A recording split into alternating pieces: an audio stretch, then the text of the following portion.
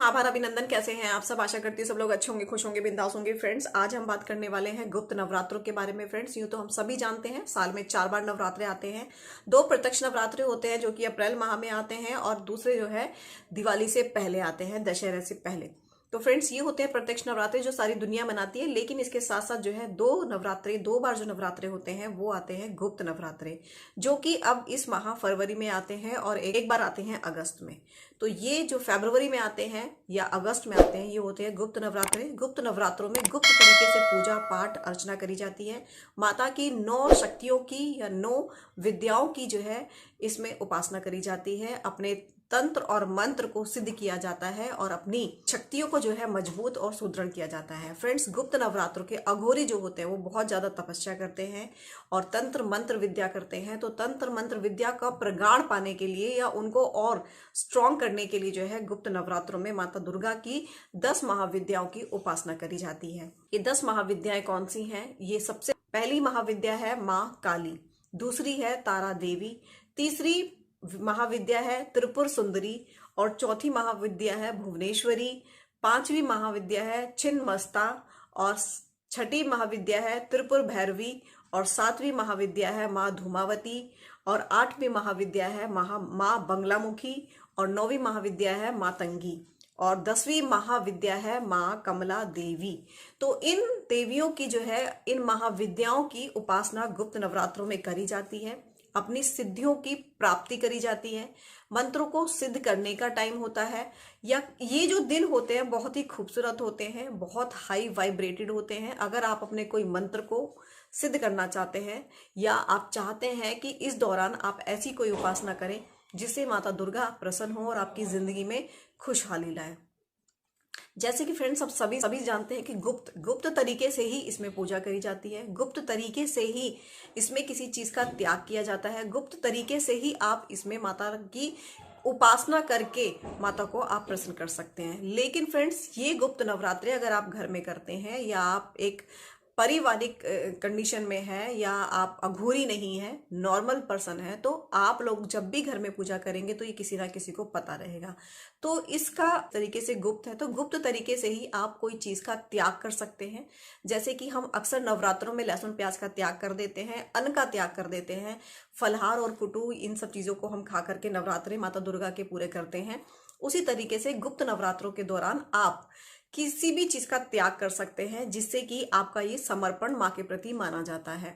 लेकिन फ्रेंड्स, ये श्योरिटी रखना है कि अगर आपने किसी चीज का त्याग किया है गुप्त नवरात्रों के दौरान, तो आप ये किसी के समक्ष बिल्कुल भी उजागर ना करें कि आज आपने व्रत रखा है और आप जो है कहीं जाएं और बोल दें कि हाँ, मेरा तो आज गुप्त नवरात्रों का व्रत है। तो इस तरीके से अगर आपने बोल दिया तो वो गुप्त जो नवरात्रे हैं, गुप्त जो पूजा है, वो उसका कोई भी फल आपको नहीं मिलेगा। देखिए फ्रेंड्स, अगर आप विधि विधान के साथ अगर उपासना पूजा नहीं करते हैं या उनके नियम पालन नहीं करते हैं तो फिर उनका कोई लाभ नहीं मिलता है। इसलिए अगर आपको लाभ लेना है तो आपको भी नियम टाइम का पूरा पालन करना पड़ेगा और पूरी शिद्दत से उस चीज को, उसके नियम को, नियम कायदे कानून का पालन करना पड़ेगा। अब बात कर लेते हैं कि पूरी 9 महाविद्याएं किस किस तरीके से हमारे जीवन में हमें मदद करती हैं। तो पहली माता है माँ काली। माँ काली जो होती है हमारे बुरे ग्रहों के प्रभाव को कम करती है, हमें लंबी आयु का वरदान देती है। काल शब्द दोष हो कुंडली में तो उनको भी जो है माता काली की उपासना करनी चाहिए। अमांगलिक कार्य और बाधा का भी नाश करती हैं, अकाल मृत्यु का नाश करती हैं। इन सभी चीजों के लिए माँ काली की उपासना हमें करनी चाहिए। अब बात कर लेते हैं माँ तारा की। माँ तारा देवी तीव्र बुद्धि, रचनात्मक, उच्च शिक्षा के लिए पूजनीय मानी जाती हैं। अब बात करते हैं तीसरी माता त्रिपुर सुंदरी। त्रिपुर सुंदरी व्यक्तित्व विकास और जैसे सुंदरी अपने आप को सुंदर बनाना, अपने आप को स्मार्ट बनाना, उसी तरीके से व्यक्तिगत विकास, पूर्ण स्वास्थ्य और कामयाब काया की सुंदरता को बढ़ाने के लिए माता त्रिपुर सुंदरी की उपासना हमें करनी चाहिए। इसके साथ में अब बात करते हैं चौथी माता भुवनेश्वरी देवी के लिए। भुवनेश्वरी, भू जैसे कि हम सभी जान रहे हैं, भुवनेश्वरी जैसे भू का मतलब होता है धरती। तो भूमि, भवन और वाहन सुख प्राप्ति के लिए हमें माता भुवनेश्वरी की पूजा और उपासना करनी चाहिए नवरात्रों के दौरान में। अब बात करते हैं पांचवी माता छिन्नमस्ता देवी। रोजगार में सफलता, नौकरी, पदोन्नति के लिए हमें माता छिन्नमस्ता देवी की उपासना करनी चाहिए। अब बात कर लेते हैं छठी माता त्रिपुर भैरवी। सुंदर पति की कामना या पत्नी की कामना, जिनको जिस तरीके से हो उस तरीके से। प्रेम विवाह में सफलता, या आप चाहते हैं शीघ्र विवाह हो जाए, प्रेम में सफलता पाना चाहते हैं, अपनी शादी को बनाए रखना चाहते हैं और अपनी शादी को सक्सेस बनाना चाहते हैं, तो इन चीजों के लिए जो है हमें माता त्रिपुर भैरवी की उपासना करनी चाहिए। अब बात कर लेते हैं सातवीं माता धूमावती देवी की। माँ धूमावती माता तंत्र मंत्र, जादू टोना, बुरी नजर और भूत प्रेत आदि समस्त भयों से रक्षा और मुक्ति दिलाती है।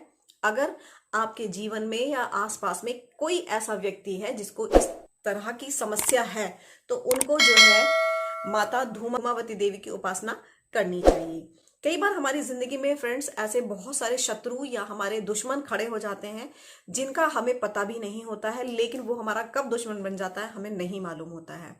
तो ऐसे शत्रु पे विजय दिलाती है माँ बंगलामुखी, जो 8वीं महाविद्या है। शत्रुओं का नाश करती हैं, कोर्ट कचहरी में विजय दिलाती हैं और प्रतियोगिताओं में सफलता दिलाती हैं। तमाम तरह की परेशानियों से विजय पाने के लिए हमें माँ बंगलामुखी की उपासना करनी चाहिए। अब बात कर लेते हैं 9वीं महाविद्या मातंगी देवी की।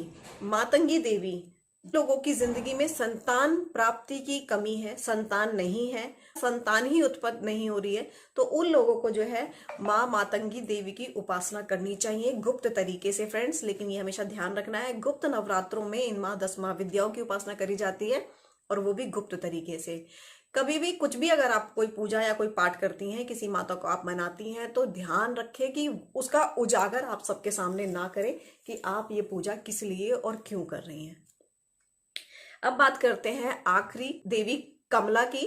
देवी कमला जो है अखंड धन धान्य प्राप्ति के लिए मानी जाती हैं, ऋण नाश करती हैं और लक्ष्मी जी की कृपा प्राप्त करने के लिए हमें जो है माँ कमला देवी की उपासना करनी चाहिए।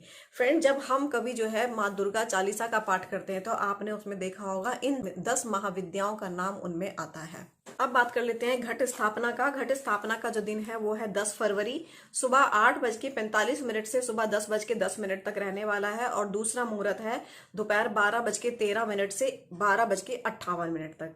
तो ये 2 फ्रेंड्स मुहूर्त हैं, इनमें आप जो है घट स्थापना कर सकते हैं, खेतरी बीज सकते हैं, या आप अपने मंदिर की साफ सफाई करके माता दुर्गा की, माता गौरी की आप वहां प्रतिमा स्थापित करें और उनकी पूरे संचोपचार से उनकी पूजा उपासना करना प्रारंभ कर सकते हैं। आप अखंड दिया जला सकते हैं। अखंड दिया जब भी आप जलाएं तो उसमें अक्सर केसर और 2 बूंद शहद की जरूर डाल कर रखें।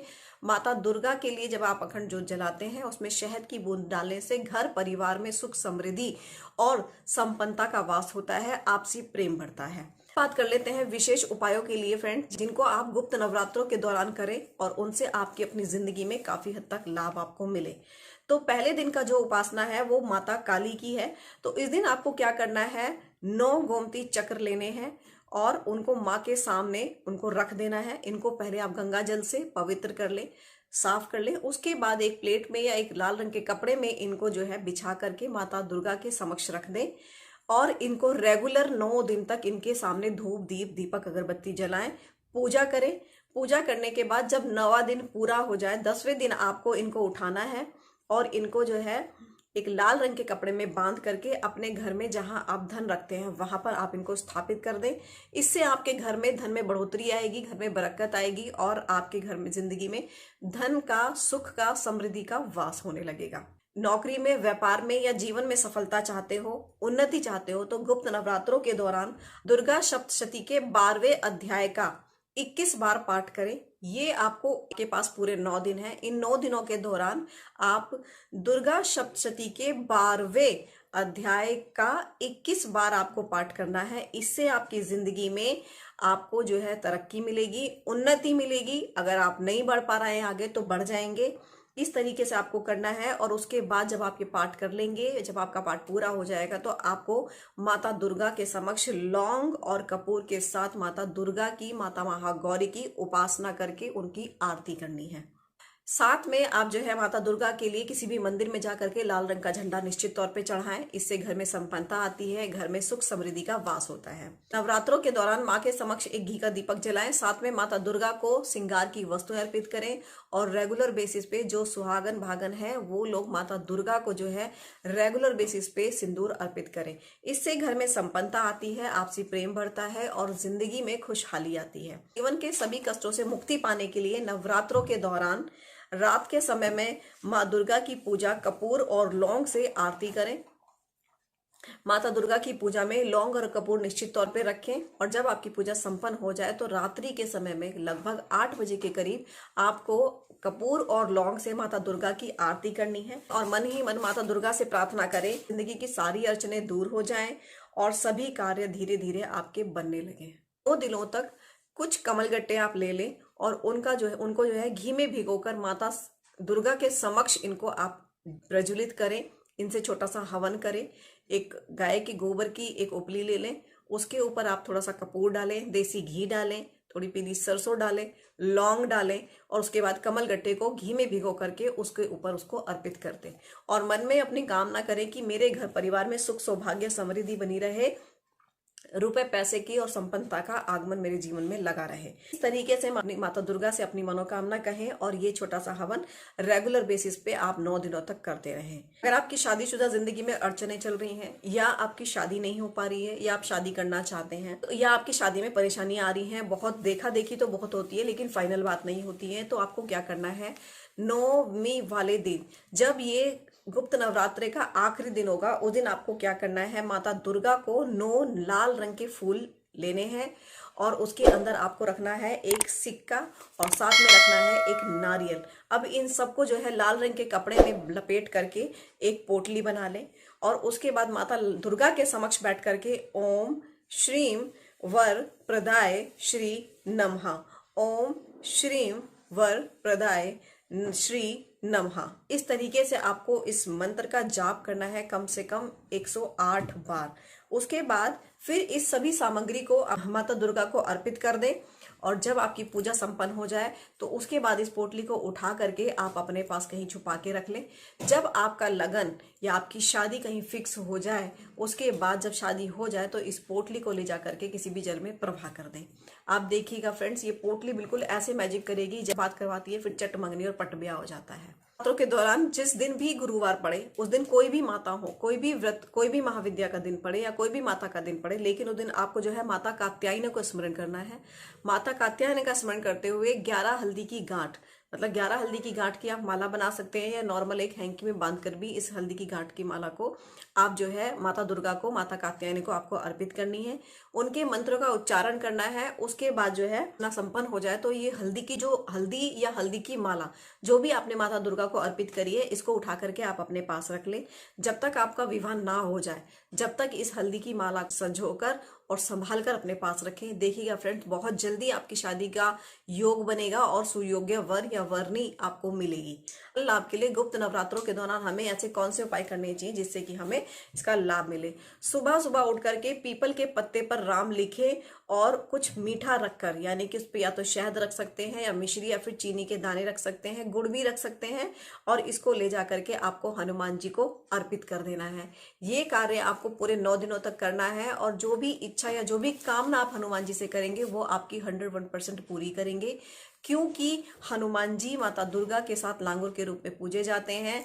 जैसे हम वैष्णो देवी के दर्शन के लिए जाते हैं और वहां पर जब भैरव बाबा के दर्शन नहीं करते हैं तो कहते हैं कि हमारी या वैष्णो देवी के दर्शन की जो तीर्थ है वो पूरी नहीं मानी जाती है। इसी तरीके से जब हम नवरात्रों में गुप्त नवरात्रे करें या नवरात्रे करें, जब हम लांगुर को नहीं पूजते हैं वो हमारे नवरात्रे भी पूरे नहीं माने जाते हैं। इसलिए फ्रेंड्स, नवरात्रों के दौरान में बजरंगबली बाबा को मीठा पान निश्चित तौर पे चढ़ाएं। लाल रंग का झंडा लगा सकते हैं। किसी भी मंदिर परिसर में झंडा इस तरीके से लगाएं क्योंकि झंडा जो है विजय का प्रतीक माना जाता है। हम अपनी जिंदगी में विजय पाना चाहते हैं, आगे बढ़ना चाहते हैं तो इस तरीके से उसको लगाएं कि उस झंडे को निकाल करके कोई फेंके नहीं। आप किसी भी दुर्गा माता के मंदिर में झंडे को लगा सकते हैं, काफी ऊंचाई पर झंडे को लगाएं कि जिससे कि आसानी से किसी से ना निकले। फ्रेंड, झंडा लगाइए, पताका लहराइए, इससे आपकी जिंदगी में बाहर आएगी, आप भी अपनी जिंदगी में तरक्की के रास्ते खुलते नजर देखेंगे और आप आगे बढ़ते हुए चले जाएंगे। क्योंकि फ्रेंड, जब हम किसी जगह पर या कहीं पर हम जब विजय हासिल करते हैं तो हम कहते हैं ना, पताका फहरा दो या झंडा लहरा दो। उसी तरीके से जब हम माता दुर्गा के समक्ष कोई झंडा लहराते हैं या लगाते हैं अपनी कोई कामना करके, तो उसमें माता हमें निश्चित तौर पर विजय दिलाती है। तो ये थे छोटे छोटे से उपाय गुप्त नवरात्रों के दौरान। फ्रेंड्स, अगर आप इनको करते हैं तो निश्चित ही आपको इनका लाभ मिलेगा। आज के लिए इतना ही friends. Do take care of self. Thank you, bye and take care. Please do subscribe my channel. Thank you, bye and take care. अगर आपको मेरी वीडियोस पसंद आती हैं तो प्लीज फ्रेंड्स इसको फॉलो करें, शेयर करें और कमेंट्स करें। जय माता दी।